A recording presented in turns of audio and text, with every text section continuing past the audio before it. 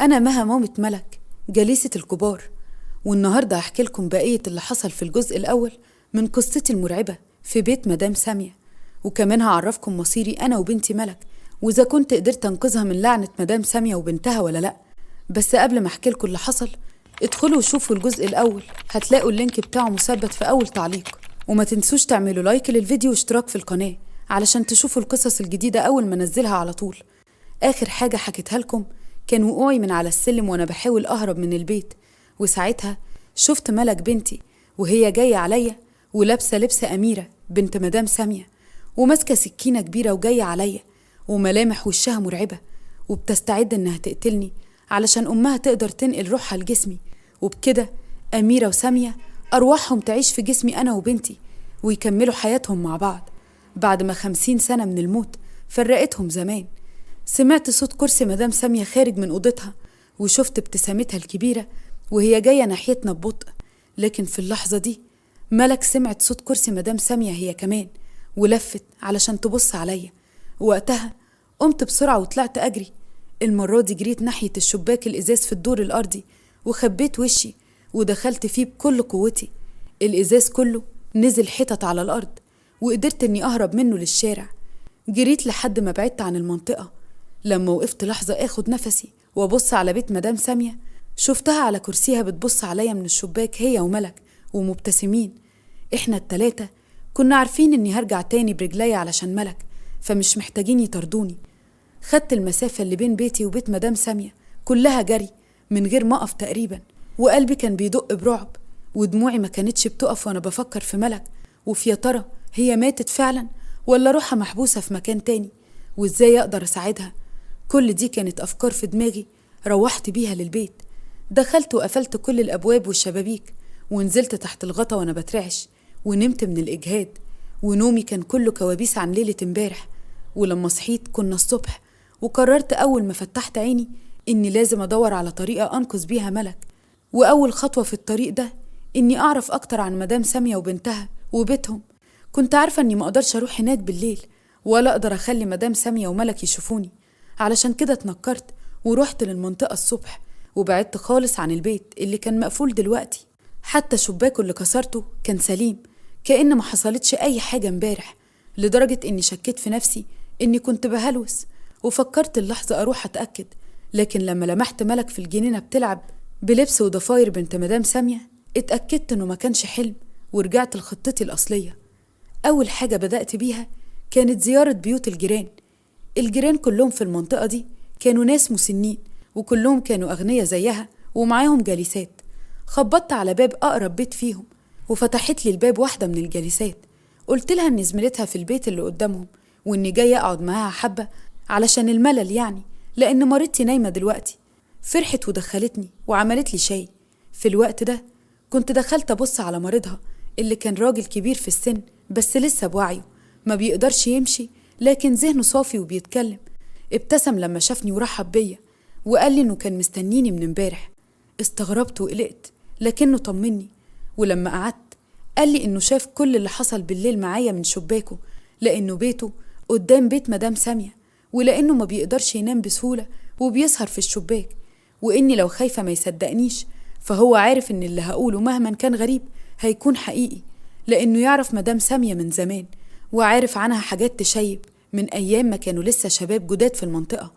بدأ يحكي لي القصة لما جالسته جد بالشاي، وقال لي إن زمان جدا من فوق 50 سنة كان هو ومدام سامية لسه سكان جداد في المنطقة اللي كانت جديدة خالص، وهو ومراته ومدام سامية وجوزها كانوا أصحاب، وكانوا كل اللي في المنطقة يعرفوا أميرة بنتهم وبيحبوها جدا لأنها كانت بنت جميلة، وكمان مشهورة بجمال ضفايرها. مدام سامية كانت متعلقة جدا بالبنت، وكانت ست طيبة ورقيقة، لكن جوزها كان راجل عصبي شوية وكان مهمل. برغم كده كانوا محبوبين في المنطقة. وفي يوم من الأيام صحيوا كلهم على صوت صريخ رهيب جاي من بيت مدام سامية.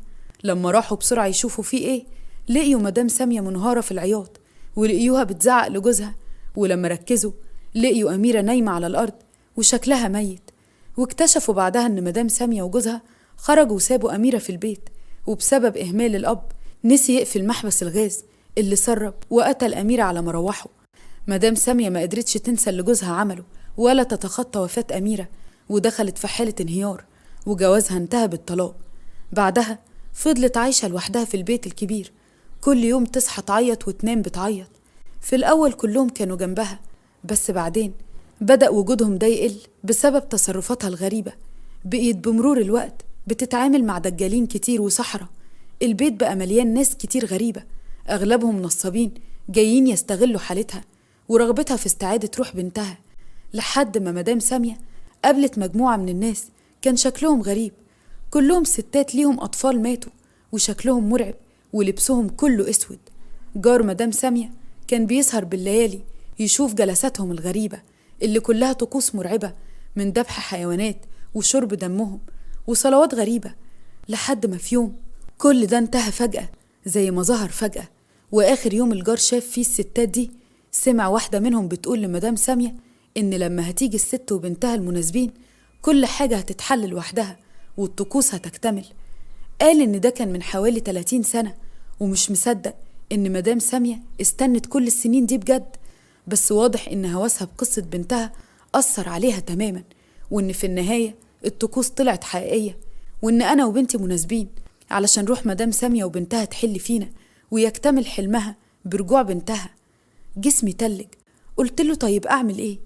قال لي لما كان في حاجات غريبة بتحصل أنا كنت بدأت أقرأ عن الحوارات دي وممكن أساعدك، وإنه يعرف إن علشان الطقس ده يتكسر لازم ملك تقاوم، لأن روحها محبوسة لسه جوا جسمها، يعني ما ماتتش، هي بتحارب أميرة لسه، ولازم أساعدها، لازم أرجع ولازم أقنعها إنها تستعيد وعيها وتطرد أميرة. بس لازم ده يتم وقت تكون فيه مدام سامية مش ملاحظة، يا إما كل حاجة هتضيع. شكرته جدا وخرجت بسرعة. افتكرت إن دلوقتي هيكون ميعاد الممرضة التانية، هتكون مشغولة مع مدام سامية، ممكن تكون ملك قالت لها أي حجة إني سبتها لوحدها. دلوقتي ممكن أدخل لملك أكلمها في الجنينة من غير ما حد يحس. وفعلا دخلت من البوابة اللي ورا، وكانت ملك لوحدها في الجنينة لسه بلبس أميرة. لما شافتني بصت لي بابتسامة مرعبة وقالت لي بصوت أميرة: أنا كنت مستنياكي، أكيد جاية دلوقتي علشان بنتك، ما تقلقيش، مش هتقدري تعملي حاجة وهتموتي بالليل. ما كنتش مصدقة أني قادرة أتماسك وأنا عارفة أني بكلم واحدة هتقتلني ومش بهرب منها، لكني اتمسكت وقربت وقررت أتجاهل أميرة وندهت على ملك.